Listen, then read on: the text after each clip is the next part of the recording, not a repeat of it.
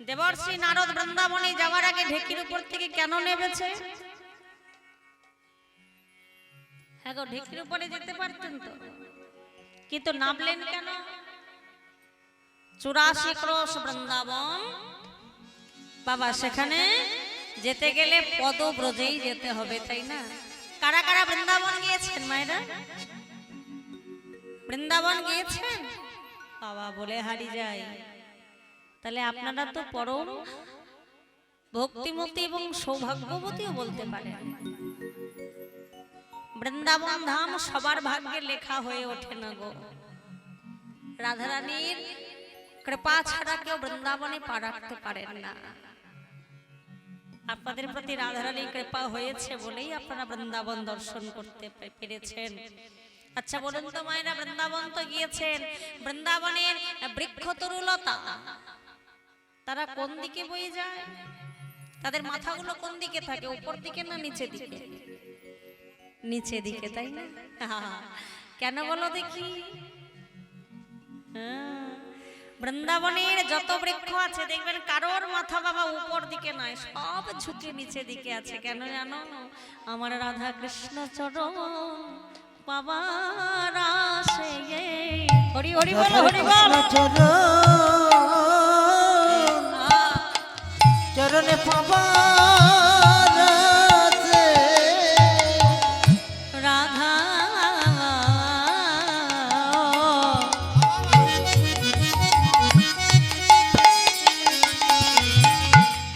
কৃষ্ণ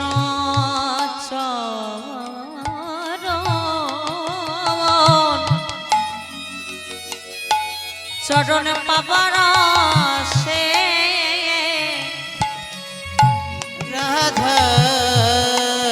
হরি বল, হরি বল।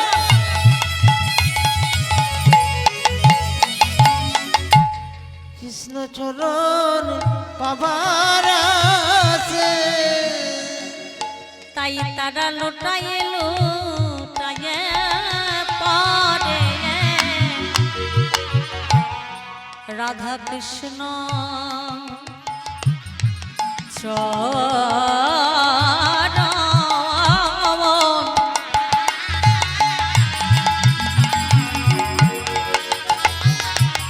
ও চরণে পাবার আশে তারা লোটায় এলো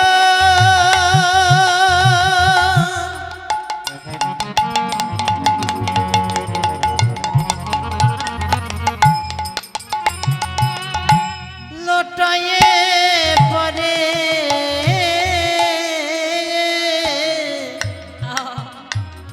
রাধা। রাধা কৃষ্ণ চরণ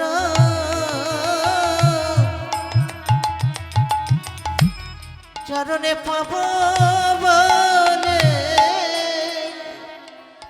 বাবা বৃন্দাবনে বৃক্ষ তরুলতা শিক্ষা দিচ্ছে, যদি পেতে চাও কিছু আগে হও নিচু। বললে যদি ভগবানের চরণ পেতে চাও, আগে যে তুমি যে মাথাটা উঁচু করে আছো সেই উঁচু মাথাটাকে নিচু করো। অহংকারের সিংহাসন থেকে নামো, নেমে মাথাটা নিচু করো, তবে গিয়ে তো পাবে। তাহলে যদি পেতে চাও কিছু আগে হও নিচু, তবে গিয়ে তুমি পেতে পারো। হরি বল, হরি বল। তাহলে এবার দেবর্ষি নারদ বৃন্দাবনে যাবে বাবা, পায়ে হেঁটে বৃন্দাবন পরিক্রমা করতে হয়, সেখানে কোনো যানবাহন নয়, কিন্তু আমাদের ক্ষমতা হয় না বলে আমরা যানবাহনে চড়ি। হরি হরি বল। এবার দেবর্ষি নারদ বৃন্দাবনে চলে যাচ্ছে হাঁটতে হাঁটতে। গিয়ে প্রথমে কি দেখছেন? দেখে নন্দরানী পড়ে নবনী ফিরছে দাঁড়ে দাঁড়ে। নন্দরানে করে নবনে ফিরছে দাঁড়ে দাঁড়ে। মা নন্দরানীর হাতে একটা নবনীর পাত্র, মা শতজিহ্ন বস্ত্র, যিনি রাজরানী তার পরনে আজকে শতজিহ্ন বস্ত্র। চোখে কিছু দেখতে পায় না, মা আমার বৃন্দাবনের এ ঘর ও ঘর, এ দুয়ার সে দুয়ার করে ঘুরছে। দেখে নন্দরানী করে নবনী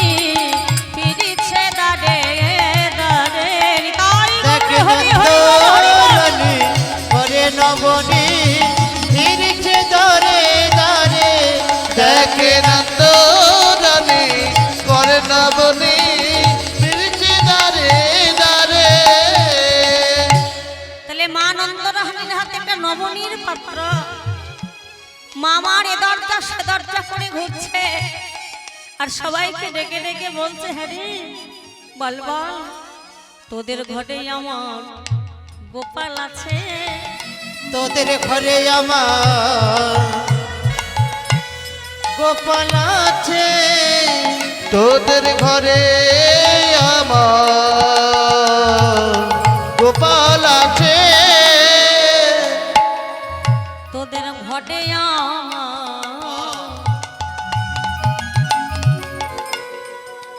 গোপাল আছে।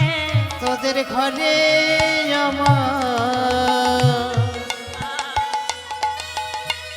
গোপাল আছে। ওরে বলে বলে ব্রজবাসী,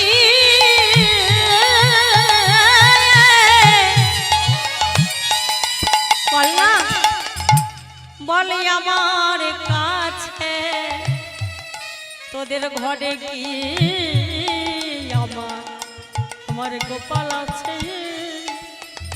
ওরে বল না আমার বজবাজি,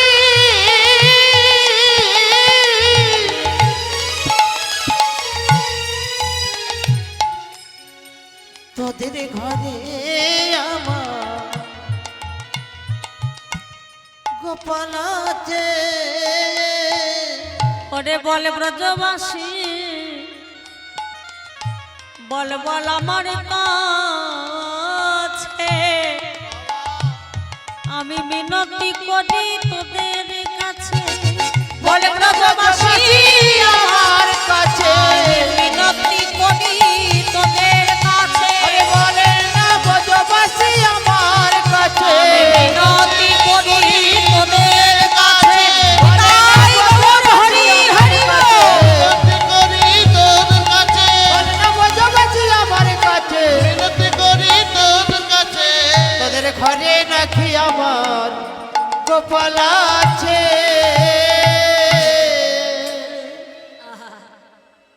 মা সন্তান হারা, চোখে অন্ধ হয়ে গেছে গো। গোপাল গোপাল বলে কাঁদতে কাঁদতে, সর্বসময় কাঁদতে কাঁদতে চোখে অন্ধ। মা আমার চোখে কিছু দেখতে পায় না। ব্রজবাসী দাঁড়িয়ে দাঁড়িয়ে ঘুরছে, জিজ্ঞাসা করছে, তোদের ঘরে কি আমার গোপাল আছে? বল না ও ব্রজবাসী, তোদের ঘরে কি আমার গোপাল আছে? পাগলিনীর মতো গোপাল গোপাল বলে ঘর সে ঘর করে ঘুরছে। দেবার্ষী নারদ যখন সেটা দর্শন করলেন, মায়ের পিছনে পিছনে এক পা দু পা করে চলে যাচ্ছে। আর দেবার্ষী চরণে যে নপুর ছিল মা, সেই নপুরের ধ্বনি হয়েছে।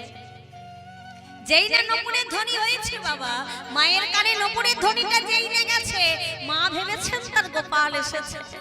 মা তখন চমকে উঠে বলছে, কে রে, আমার গোপাল এসেছিস? গোপাল সারা দে, সারা দে, আমার গোপাল এসেছিস। দেবার্ষী বললে, না মা, আমি তোমার গোপাল নই, আমি হলাম দেবার্ষী নারদ। ও আচ্ছা দেবার্ষী, তুমি কি বলতে পারো গোপাল আমার কোথায় আছে, কেমন আছে? গোপাল কি কোনোদিন এই বৃন্দাবনে আর ফিরে আসবে? মাগো, তোমার গোপাল বৃন্দাবনে আসবে কিনা আমি জানি না, তবে এই দেখো তোমার গোপাল একটি তোমার জন্য পত্র লিখে পাঠিয়েছে, এবার পাঠ করো। যাই না বলেছে পাঠ করো। মা বলে উঠলে, দেবার্ষী আমি যে অন্ধ, আমি যে চোখে কিছু দেখতে পাই না বাবা। মাগো, তুমি কি জানো না তোমার গোপাল সেই বৈকুণ্ঠাধি নারায়ণ? তোমার গোপাল পরশমণি। পরশে পাথরে যেমন যা কিছু স্পর্শ করে সেটা যেমন সোনা হয়ে যায়, তোমার গোপালের চরণ স্পর্শে সবকিছুই সোনা হয়ে যায়। একবার এই পত্রখানা তোমার নয়নে পরশ করো, দেখবে দৃষ্টিশক্তি ফিরে পাবে। যেই না বলেছে মা, অমনি পত্রখানা নিয়ে যেই না নয়নে স্পর্শ করেছে, মা আমার দৃষ্টিশক্তি ফিরে পেয়েছে। পত্রটা পড়ে বারবার করে বুকে বোলাচ্ছে, আহা গোপাল, আমি যাব বাবা তোর প্রভাসের তীরে যজ্ঞ দর্শন করতে আমি যাব। সেখান হতে ফিরে চলেছে, দেখে কি দেখছে, দেখে নন্দ পিতা সাজাইছে চিতা প্রাণ ত্যাজিব ও বলে দেখেন পিতা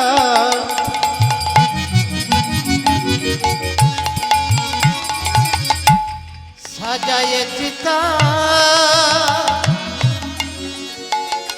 ও গো প্রাণতে জীবর তরে নন্দ পিতা সাজাইছে চিতা প্রাণ ত্যাজিব বলে নন্দ পিতা সাজায় চিতা প্রাণতে জীবার তারে।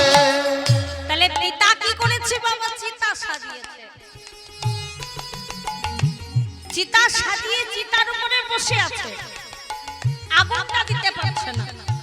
এখন দেবার্ষী সেখানে গিয়ে বলছে কি পিতা বসে আছো চিতার উপরে, আগুন দাও নি, আগুনটা জ্বালিয়ে দাও। এবার নন্দ পিতা বলছে দেবার্ষী আগুন জ্বালিয়ে দেব বললেই কি জ্বালিয়ে দেওয়া যায়? ওমা আমাদের সনাতন ধর্মের রীতি আছে, যাদের দাহ করা হয় আর কি, যারা বৈষ্ণব ধর্মাবলম্বী তারা যখন চলে যায়, এই দেহ থেকে প্রাণ যখন চলে যায় তাদের সমাধিস্থ করা হয়। যারা প্রকৃত বৈষ্ণব আর যারা সাধারণ মানুষ তারা যখন মারা যায় তাদের দাহ করা হয় নাকি? আসলে ক্ষিতি অপ তেজ মরুত বম, মানুষ মারা গেলে পঞ্চভূতে বিলীন হয়ে যায় বাবা। তাহলে সনাতন ধর্মের নিয়ম অনুযায়ী কোন পিতামাতার যদি কোনো সন্তানাদি বেঁচে থাকে তাহলে পিতামাতা সন্তানের কাছে কি আশা করে গো মা? সন্তানকে কষ্ট করে পৃথিবীর আলো দেখিয়েছি, মানুষ করেছি, একটু বৃদ্ধ বয়সে যেন দুমুঠো খেতে দেয়, জল দেয়, তাই না? একটু সেবা যত্ন যেন করে। সেটাও যদি কোনো সন্তানের পক্ষে সম্ভব না হয়ে ওঠে তাহলে পিতামাতার আরেকটু আশা থাকে, আমি যখন মৃত্যুর কোলে ঢলে পড়বো আমার ছেলের হাতে জল খেয়ে যেন যেতে পারি বাবা, এই আশা তো থাকে। তাও যদি কোনো সন্তান দিতে না পারে, এবার শেষ ইচ্ছা আমি যখন মরে যাব, চিতার উপরে আমার দেহটা যখন সাজানো হয়ে যাবে, তখন আমার সন্তান যেন আমার মুখে আগুনটা দেয়, তাই তো বাবা? তাহলে আমার যে একটা গোপাল বেঁচে আছে গো, তাহলে আমি তো নিজে নিজে আগুন নিতে পারি না, তাই তো গোপালকে বলছি, গোপাল আয় এসে আগুনটা জ্বালিয়ে দিয়ে যা। দেবর্ষি বলছে পিতা তোমাকে আর আগুন নিতে হবে না, চিতা হতে নেমে এসো, তোমার গোপাল পত্র পাঠিয়েছি প্রভাসের দিকে যাওয়ার জন্য, সেখানে তোমার গোপাল যজ্ঞ করছে। এই কথা শুনে মহা আনন্দে চিতা থেকে নেমে এসে সেই পত্রখানা পাঠ করছে, মনের আনন্দে বললে যাবো যাবো আমরা সবাই যাব। সেখান হতে ফিরে চলেছে সেদামে সুদামে দামে বসুদামের কাছে। সেদামে সখা পটেতে আকাশামের মূরতি করে, মূরতি করে পাকা পাকা ফল লইয়া সখাগণ কানাই খাড়ে খাড়ে বলে। সখাগণের হাতে পাকা পাকা ফল, কানাই আসবি না বৃন্দাবনে, এই দেখার জন্য কত ফল পেরেছে, একবার আয় না ভাই, একবার তোর বদনে তুলে দেবো, একবার বৃন্দাবনে ফিরে আয়। আবার বলছে আসবি কেন সখা, আমরা তো তোকে এটো ফল খাওয়াতাম, তাই বুঝি অভিমান করে চলে গেছিস। আহা বাবা, ভক্তের মতো ভক্ত যদি কেউ হতে পারে, ভগবানকে তুমি এতটাও সেবা দিতে পারো, কিন্তু ভক্তের মতো ভক্ত হতে হবে। ভগবানকে পাঁচটা ভাবে পাওয়া যায়, এক হচ্ছে শান্ত, দাস্য, সখ্য, বাৎসল্য, মধুর।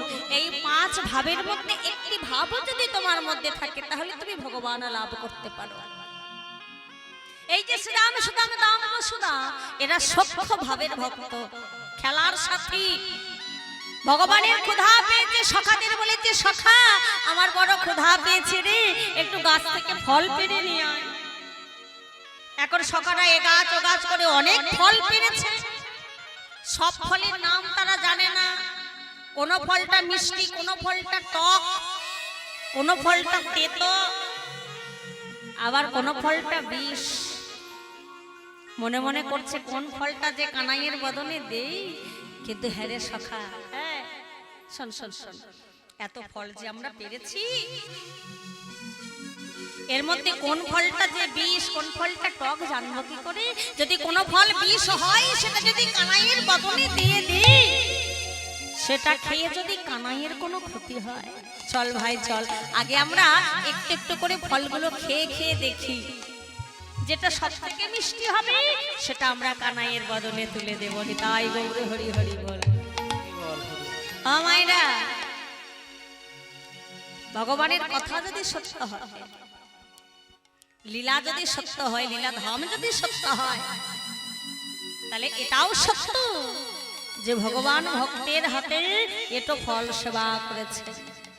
খেয়ে খেয়ে খেয়ে খেয়ে যেই না দেখেছে একটা ফল বড় মিষ্টি, একটা মোড় দিয়েছে, একটু চুষেছে, উচ্ছিষ্ট করেছে, যেই দেখেছে এই ফলটা মিষ্টি, সঙ্গে সঙ্গে সকারা ছুটতে ছুটতে গিয়েছে, কানাই কানাই হা কর হা কর, এই দেখ এই ফলটা না বড় মিষ্টি, এই ফলটা বড় মিষ্টি, হা কর হা কর। ভগবান হা করেছে, যেই না হা করেছে এটো ফলটা ভগবানের বদনে তুলে দিয়েছে। আহা, কিরে কানাই, মিষ্টি সুস্বাদু মিষ্টি তো। ভগবানের সেবা করছেন আর দুটি নয়ন জলে বক্ষ ভেসে যায়, ভেসে সেবা করেছি আরে বলেছে সখারে সখারে, যদিও ফলটা খেতে এত মিষ্টি নয়, এত মিষ্টি নয়, কিন্তু তোদের মতো ভক্ত ফলটা এটো করে আমার বদনে দিয়েছি, সেই ফলটা যে আমার কাছে মহাপ্রসাদের সমান, অমৃতের সমান। সখা বড় মিষ্টি ভাই, বড় সুস্বাদু। তো কে বলেছে ভগবান খায় না? কে বলেছে ভগবান ঘুমায় না? কে বলেছে ভগবান সাড়া দেয় না? যদি ডাকার মতো ডাকতে পারো, ভগবান অবশ্যই সাড়া দেয়। এখানে গিয়ে সখাগণের হাতে পত্র তুলে দিয়েছেন, এবার চলে যাচ্ছে সবার শেষে রাধারানীর কাছে। এই বিনা, বিনাকে বলছে, বিনা হরি নাম করেছিস, কৃষ্ণ নাম করেছিস, নারায়ণ নাম করেছিস, রাধা নাম করেছিস, এবার তোকে বংশীর সুরে বাজতে হবে, আর বংশীর সুরে বেজে রাধারানীর চিত্তটাকে চঞ্চল করতে হবে।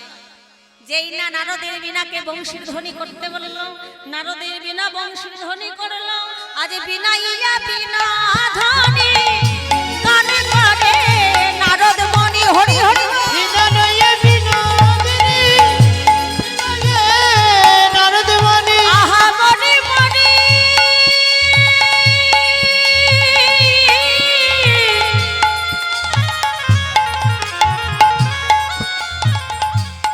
আহা মণি মণি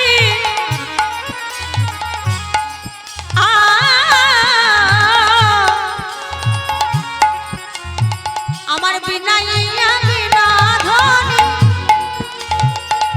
গানে গানে ওগো নারদ মণি,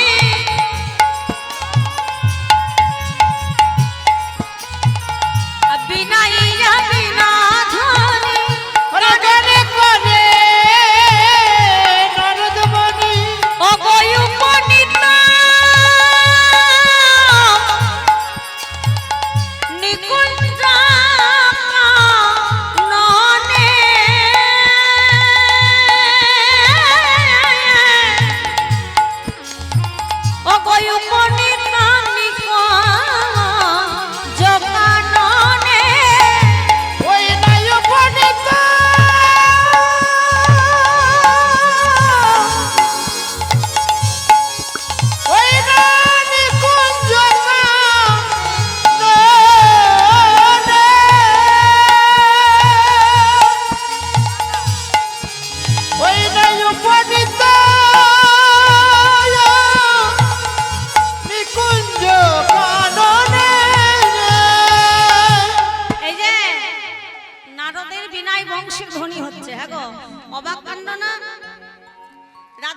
সখীগণকে সঙ্গে নিয়ে বসেছিলেন সখীবৃন্দের গলা জড়িয়ে ধরে। এমন সময় সেই বংশী ধ্বনি শুনে চমকে উঠেছে রাধা রানী, সখীর কণ্ঠ জড়াইয়ে ধরে সখীগণকে বলতে, সখী শোন শোন। ওই বংশী ধ্বনি শুনে কি হলো, রাধারানী চমকে উঠেছে। বিনাইয়া বিনা ধ্বনি গান করে নারদ মুনি, উপনীত নিকুঞ্জ কাননে। ওগো শুনিয়া বাঁশি রব, ওগো চমকিয়া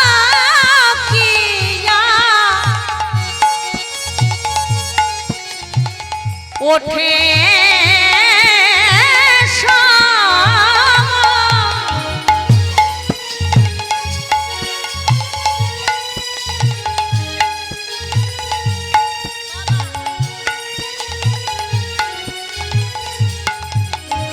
ওগো শুনিয়া বাঁশি রব।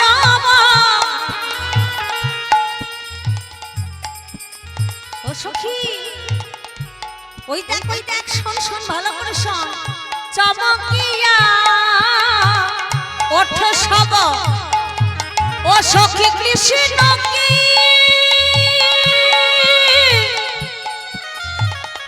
আইলা বৃন্দাবনে,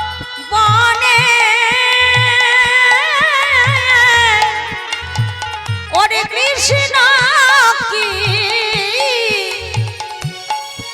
আইলা বৃন্দাবনে। ওই না কৃষ্ণ কি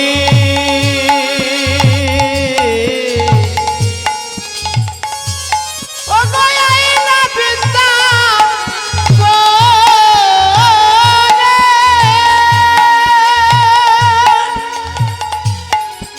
কৃষ্ণ কি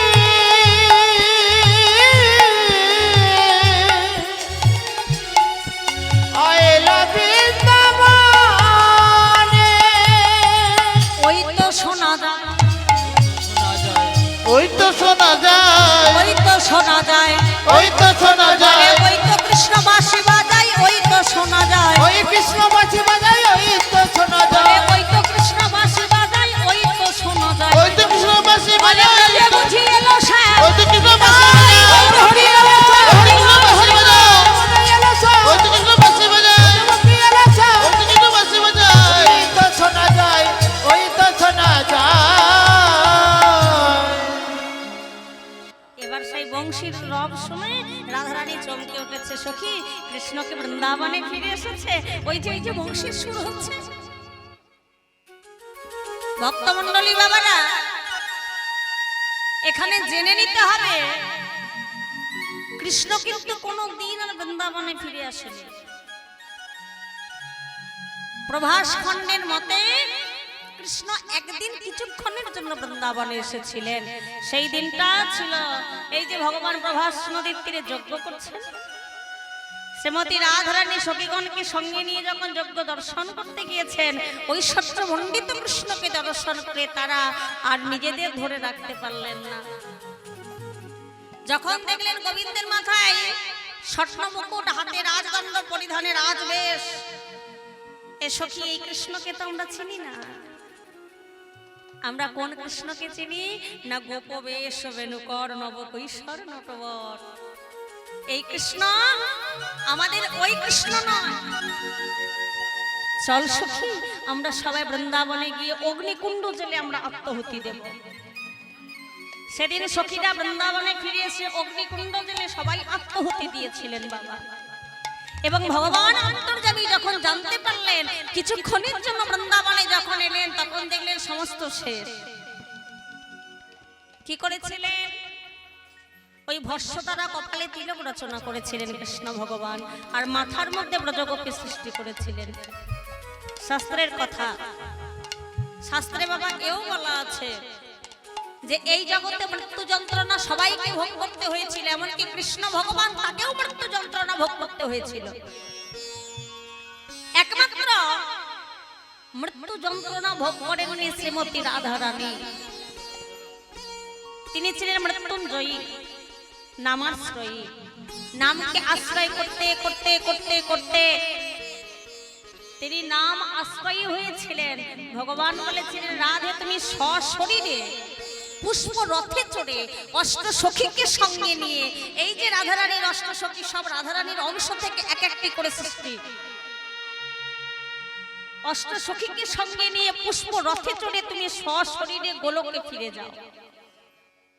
ভগবান মৃত্যু যন্ত্রণা পেয়েছিলেন বাবা। জরাব্যাধ যখন ভগবানের চরণে তীরবিদ্ধ করেছিলেন, মৃত্যু যন্ত্রণা কি সেটা ভগবান পেয়েছিলেন। জগতে সবাইকে মৃত্যু যন্ত্রণা ভোগ করতে হবে, শুধুমাত্র আমার রাধারানীকে মৃত্যু যন্ত্রণা ভোগ করতে হয়নি। এবার সখীরা সবাই মিলে সুন্দর করে সেজে গুজে হ্যাঁ গো বাহির হতে যাবে। রাধারানী এতক্ষণ কাঁদছিলেন, এবার মনের আনন্দে সেজে গুজে যেই না বাহির হতে যাবে, অমনি সম্মুখে এসে দাঁড়িয়েছে ননদী কুটিলা। এই বউ, কোথায় যাবে? ননদী, আমি আর ঘরে থাকবো না। কোথায় যাবে ননদী গো?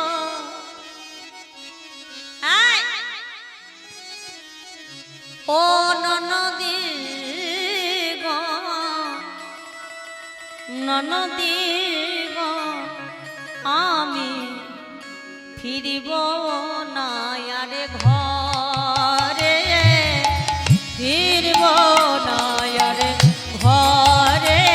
ননদী ফিরিব না আর ঘরে, ফিরিব না আর ঘরে। এই যে ঘরে ফিরবে না, কোথায় যাবে? বলে এ জন্মে আমি এই জন্মে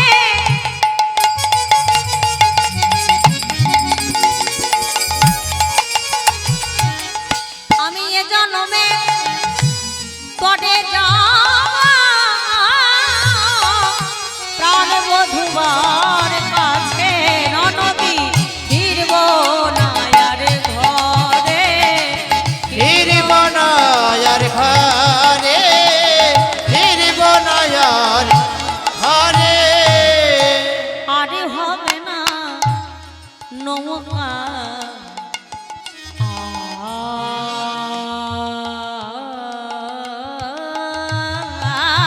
বিহার।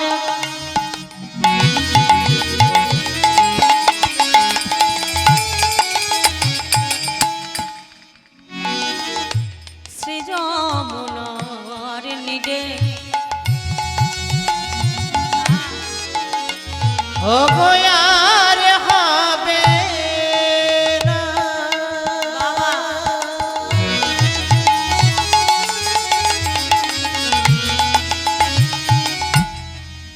নৌকা বিহার।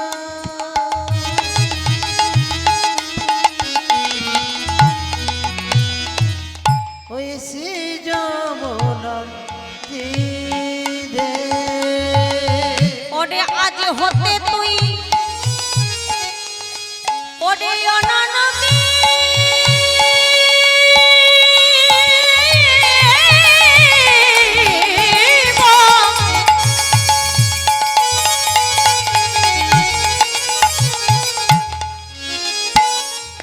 ওরে আজ হতে তুই একটা কথা আছে অননদী, আমি তো চলে যাব, তবে ওই আমার ঘরে যে ইষ্ট দেবী আছেন, যে ইষ্ট দেবতা আছেন, তাকে সন্ধ্যা প্রদীপটা দিতে যেন ভুলো না।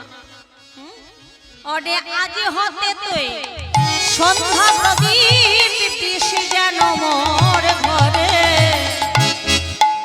আমি ফিরব না আর ঘরে। নদী ফিরিব না আর ঘরে, ফিরিব না আর ঘরে। বলি যার জন্য কেঁদে কেঁদে এই দশা, যার জন্য কেঁদে কেঁদে পাগলের মতো দশা, তুই আবার তার কাছে যাবি? যাওয়াচ্ছি তোকে, দাঁড়া দাদা।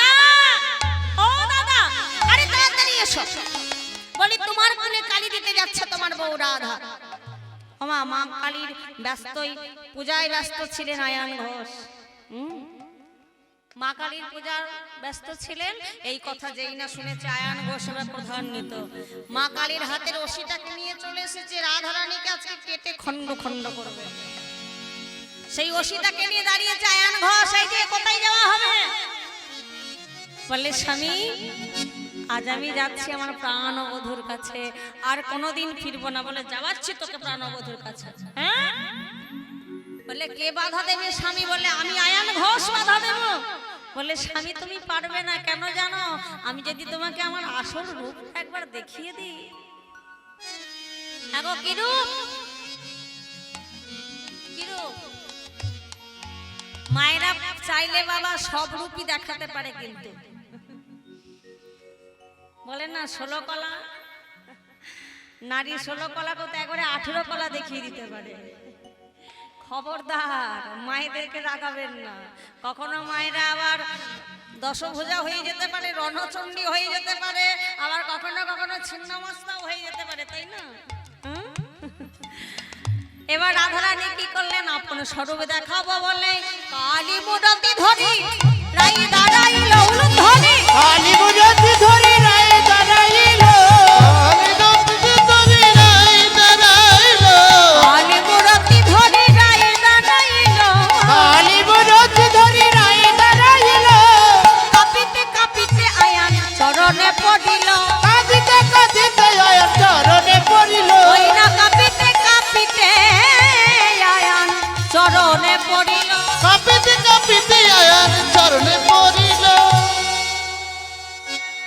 আয়ান ঘোষ কাঁপতে কাঁপতে কাঁপতে কাঁপতে কাঁপতে কাঁপতে রাধারানীর চরণ তলে পড়েছে। কালী রূপ যেই না দেখিয়েছে, রাধে যেথায় যাবে তুমি চলে যাও, আর তোমাকে বাধা দেব না। রাধারানী সখীগণকে সঙ্গে করে লয়ে মনের আনন্দে প্রভাসে ফিরে যাচ্ছেন। এখানে বাবা 4টি দরজা হয়েছে, পূর্ব পশ্চিম উত্তর দক্ষিণ।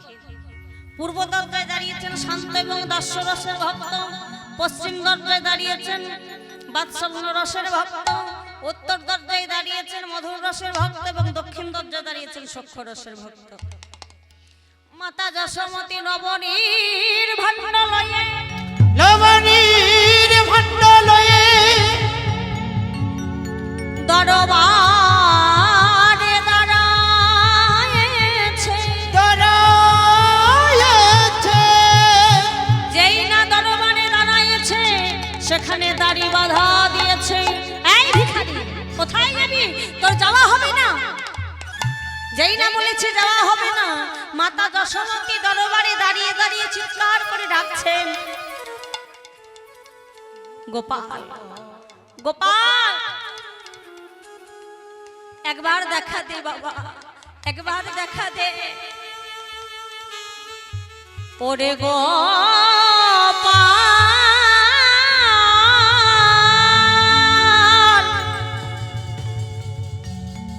একবার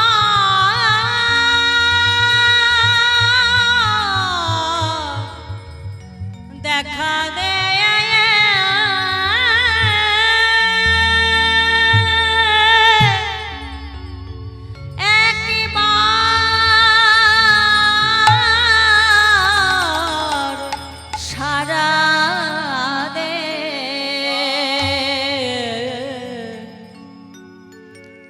তোর ভিখারিনী মামা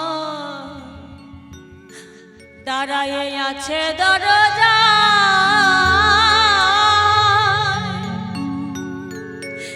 একবার কৃপা করে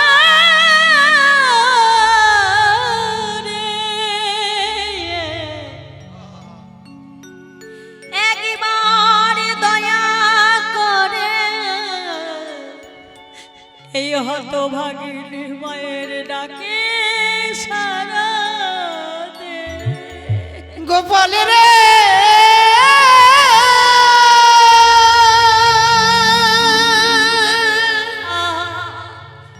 ওরে আমার মা বলদ,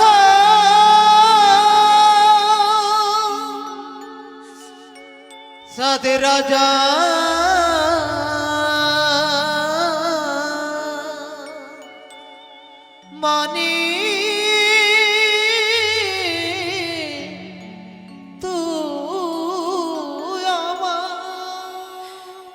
ছাড়া যে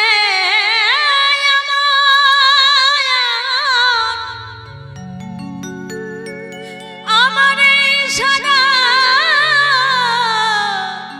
পৃথিবী অন্ধকার,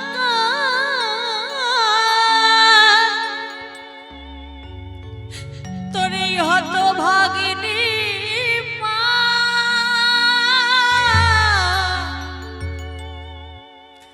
দাঁড়ায় আছে দরজায় গোপাল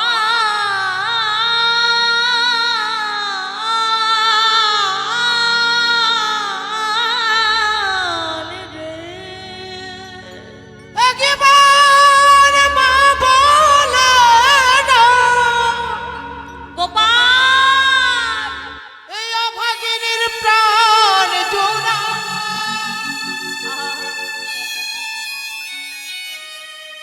ওরে একবার সারা দে, একবার সারা দে বাবা, তোর সেই ভিখারিনী মা হতভাগিনী মা দরজায় দাঁড়িয়ে আছে, তোর বদনে একবার মা ডাক শুনবে বলে।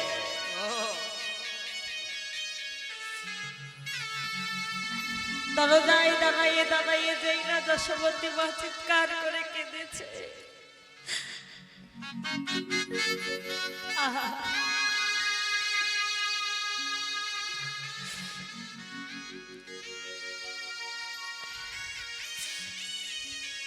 সন্তান হারানোর বেদনা সেই মা জানে যিনি সন্তান হারিয়েছেন।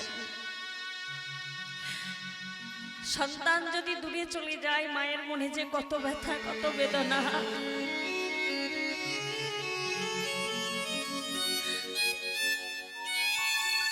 মায়ের ভালোবাসার মধ্যে কোনো স্বার্থ থাকে না।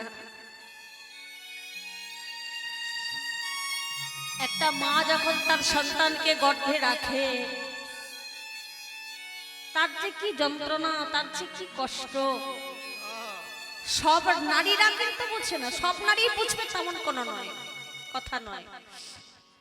যে মা সন্তানকে গর্ভে ধারণ করেছেন, যিনি কষ্ট পেয়েছেন, তিনি জানেন একজন সন্তানকে পৃথিবীর আলো দেখাতে গেলে বাবা তাকে যে কতটা কষ্ট করতে হয়।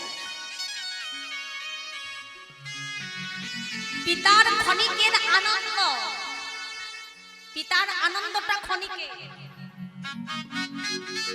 কিন্তু সেই ক্ষণিকের আনন্দে মাকে যে কত কষ্ট সহ্য করতে হয় সেটা একজন মা জানে। তাই তো বাবা গানের ভাষায় বলেছেন, ও মায়ের একে ফোঁটা দুধের ঋণ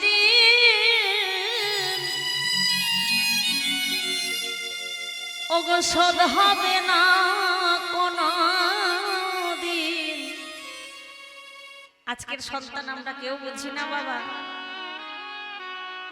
জন্ম জন্মান্তরে করিলে সাধনা, আমার দয়াবতী দরদিনী মা, আমার দয়াবতী দরদিনী হয় আমার মা, দয়াবতী দরদিনী মা। সন্তান ভূমিষ্ঠ হলে পরে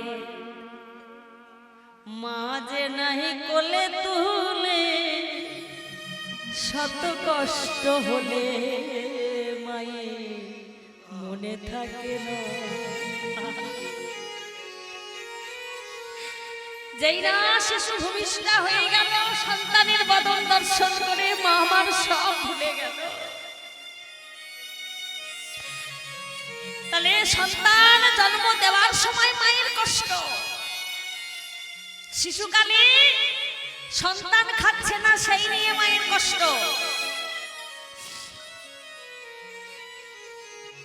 বৃদ্ধাকালে সন্তান মাকে ভাত দিচ্ছে না বলে মায়ের কষ্ট। মায়েদের কষ্টের শেষ নাই। নারীর জীবনটা হচ্ছে বড় বেদনার জীবন, বড় কষ্টের জীবন।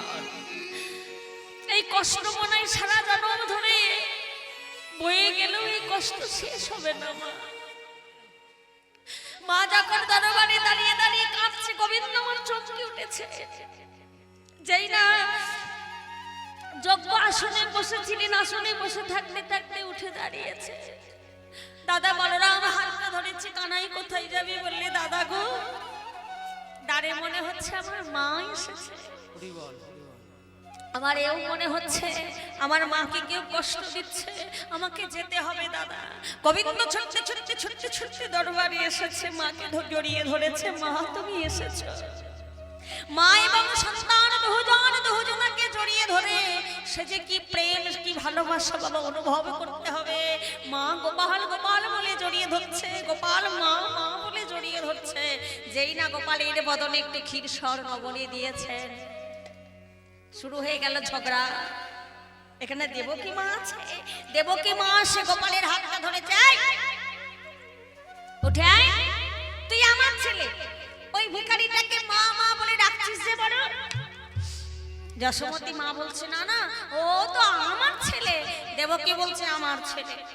দুই মায়ের মধ্যে ঝগড়া সৃষ্টি হয়ে গেল। মা একজন গর্ভধারিণী আর একজন পালিত। কথাই বলে মা পালা গরুর জ্বালা বেশি, তাই না? পালা গরুর জ্বালা বেশি। ঝগড়া যেই না শুরু হয়ে গেছে, সেখানে মা দুর্গা উপস্থিত। বললে তোমরা ঝগড়া করো না, আমি দেখছি গোপাল কার সন্তান। কিভাবে? 100টা কাপড় টাঙানো হবে, কেমন? সবার পিছনে গোপাল দাঁড়িয়ে থাকবে, যার স্তনদুগ্ধ গিয়ে গোপালের বদনে পড়বে। এই যে এইভাবে 100টা কাপড় টাঙানো থাকবে, যার স্তনদুগ্ধ গিয়ে গোপালের বদনে পড়বে, জানবো সেই হচ্ছে গোপালের আসল। আমার 100টা কাপড় টাঙানো হয়ে গেল, গোপাল দাঁড়িয়েছে। সবার প্রথমে দেবকী দাঁড়িয়েছে। 100টা কাপড় তো ভেদি করা দূরের কথা, নিজের বস্ত্রটা ভেদি করলো না, কারণ দেবকী স্তনদুগ্ধ ভগবান পান করেননি। দেবকী দাঁড়িয়েছে। গোপালে গোপালে বলে যশোদা কাঁদে, দুগ্ধ পরে দেখো গোপালের বদনে বদনে। এবার যেই না যশোমতী দাঁড়িয়েছে, ঝরঝর ঝরঝর করে দুগ্ধ গিয়ে গোপালের বদনে পড়ছে। সবাই বলে উঠলো যশোদানন্দন কি জয়, যশোদানন্দন কি জয়, যশোদানন্দন কি। জয়।